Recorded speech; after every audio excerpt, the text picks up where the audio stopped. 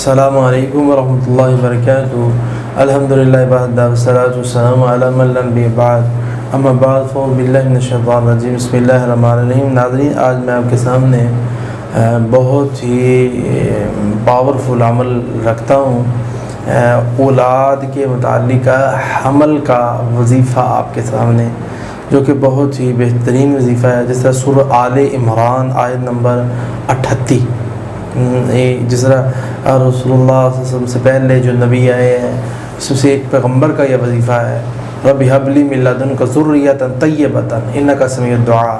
اس کی آیت نمبر جو ہے یہ 38 ہے سورہ آل عمران کی۔ اس طرح اس کے ساتھ سورہ انبیاء کی آیت نمبر 79 پڑھنی ہے آپ نے، اور اس کے ساتھ ساتھ سورہ صافات کی آیت نمبر 100۔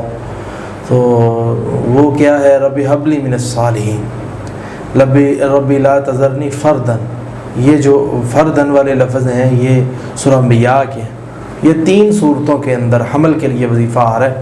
اگر آپ کو میری بات سمجھ نہیں آئی یا وظیفہ نہ ملے تو ڈسکرپشن کے اندر آپ کو نمبر ملے گا، آپ وہاں سے واٹس ایپ پہ رابطہ کریں، انشاءاللہ تعالیٰ میں تینوں آیات آپ کو سینڈ کر دوں گا۔ اللہ تعالیٰ عمل کی توفیق ہے۔